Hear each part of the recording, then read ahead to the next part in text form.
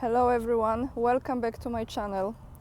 I want to start this video with thanking all those of you who have left such a beautiful comments under my video yesterday, with all the compliments and encouragement, and I truly appreciate it. I'm very grateful for it.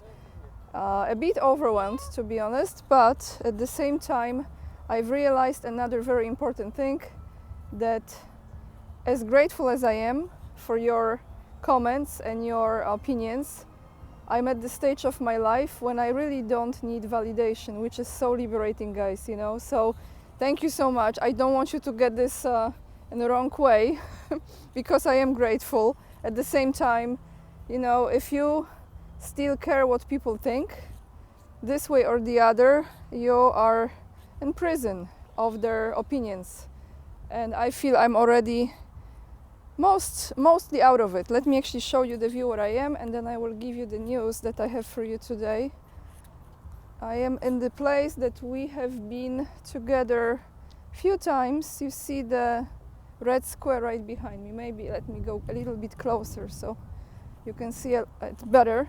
A very lovely park. There is a bridge, kind of bridge, like it doesn't really connect those two sides, with Balchuk Island and this part of Moscow. Here you have some view as well. And what I will be reading today are 3 articles. All of them are from TASS. One is an older article that I came across. It's actually from 2021, but let me just show you the view quickly and step away from the music because I don't really want to have any copy strike. I had this situation once, I remember, when I recorded in Moscow. So just quickly for the view for you.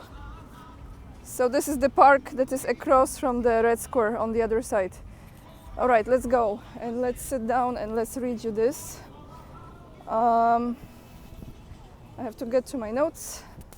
So when I was searching for some updates, the newest information for you, I came across this article about how children are being used in pornography in Ukraine.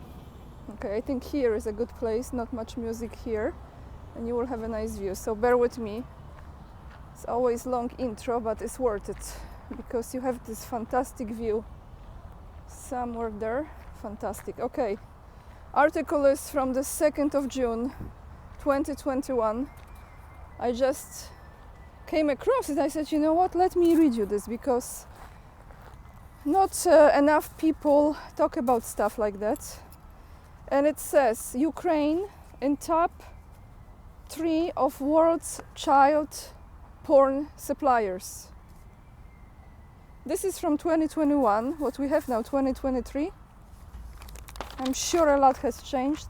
Not for the better, unfortunately, in this department here.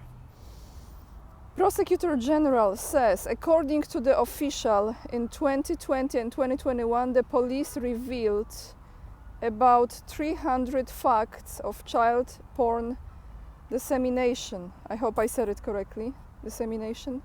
Kiev, from June 1st, 2021. Ukraine is currently in top 3 largest suppliers of child porn in the world. Prosecutor General Irina Venediktova said during a meeting on Tuesday that year, and this is from her, according to the Internet Watch Foundation. I have to look into this, I'm not sure, I never heard of this, Internet Watch Foundation. According to the Internet Watch Foundation, Ukraine is among top 3 suppliers of child porn in the world. Shame, she said. Now, according to the officials, in 2020 and 2021, the police revealed about 300 facts of child porn dissemination. Every week, this is more from her, I think, more quotes from her. Every week, 5,000 devices upload this kind of porn, the prosecutor added. She also noted that sexual violence against children is on the rise. According to the prosecutor general, to this lady, In the majority of cases, sexual violence is carried out by people from children's inner circle and by relatives in 30% of all cases. So from the people the closest to the child. Pathological, completely. Evil forces at work here, no doubt. This is my comment, of course, not from the article. Earlier, the Verkhovna Rada, so this is Ukrainian, right? Tightened the punishment for production, dissemination and sale of child porn. Now, these crimes carry between 8 to 12 years in prison. So guys, this was from 2021. The statistics were 2022, 2021. What do you think? How worse it is now? I have this sense, more like a psychic feeling here, that is at least 3 times as bad, if not more.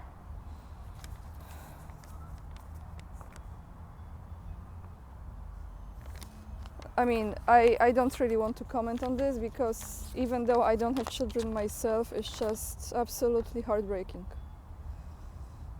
Oh, okay, what else I have here? Shall we talk about this Medvedev? Yes, let's go into the second news. This is from yesterday, what we have today, the 4th of September. So this is September 3rd, from TASS again.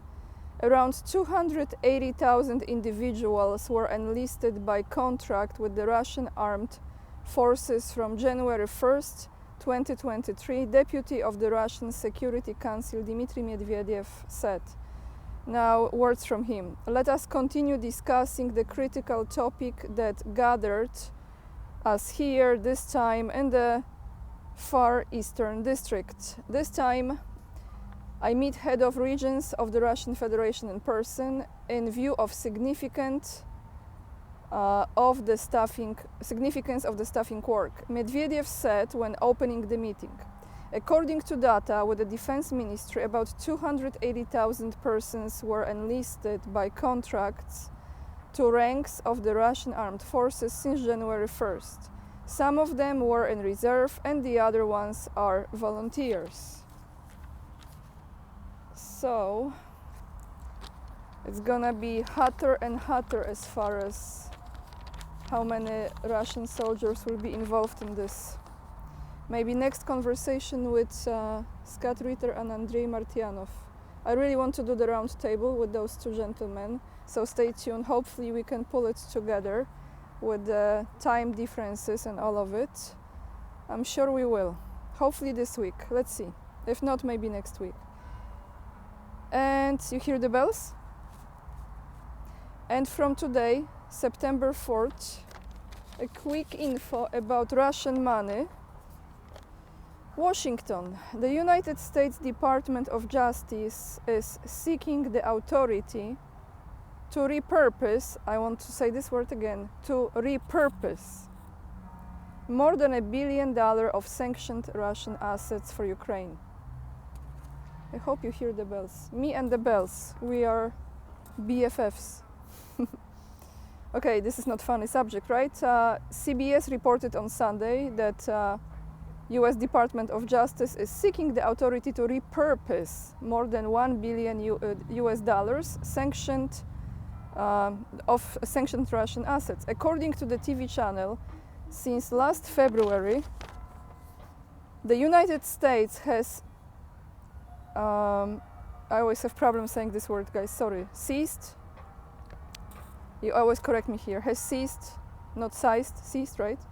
Russian assets worth over $1 billion around the world. We are seeking the authority from Congress to allow us to use the proceeds for the benefit of the Ukrainian people. Who said this?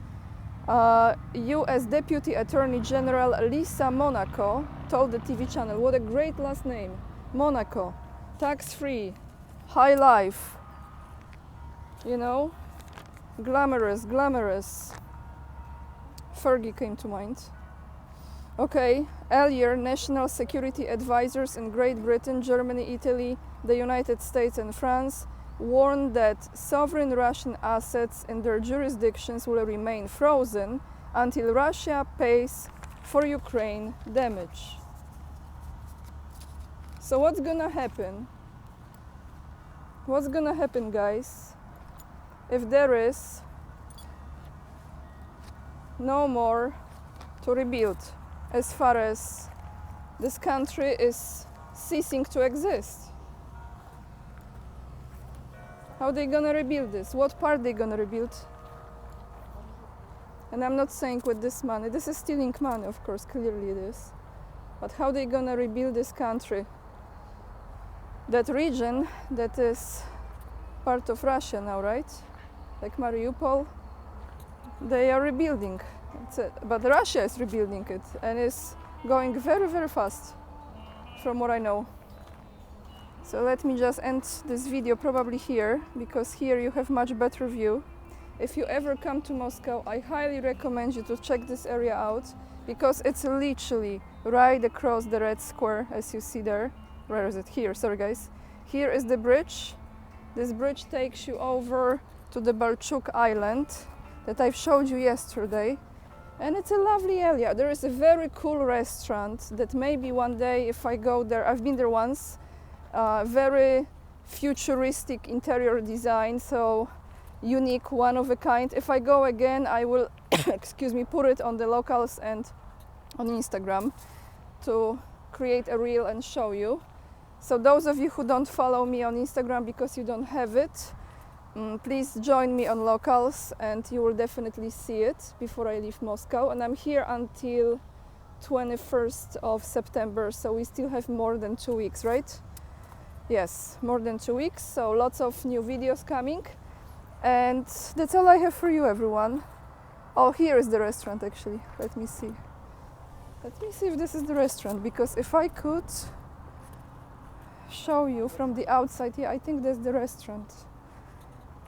What I want to tell you, yes, please join me on locals. I really, really emphasize on this, since you know the censorship is crazy and it's a safe platform. It's ANIAK number 44 .locals.com, and then you have Rumble, join my mailing list, Instagram, and if you would like to support me, you can become the member of this channel. There is an option, it's $3.99. The next one I think is $9, so you can choose it monthly. And buy me a coffee for my trip to China. I show you the logo of this restaurant. Oops, here is the logo. I'm not sure, I think it's open, but I don't know. You know what, if I just go to eat here one day, I don't want to do it now because it's kind of awkward.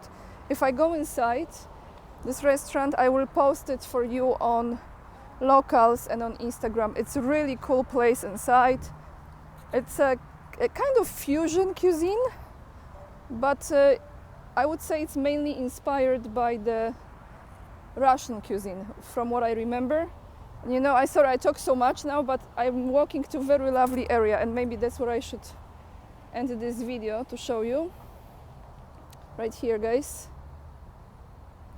It's a beautiful place in the center of Moscow, but you have some nice spots to have coffee, chill out, meet with friends, boyfriends, girlfriends, whoever, and yeah. Wish you a wonderful week, guys. I see you tomorrow in another video. All the links are attached down below in the description box. Lots of love, and remember, we are the leading edge in saving the humanity. Bye everyone.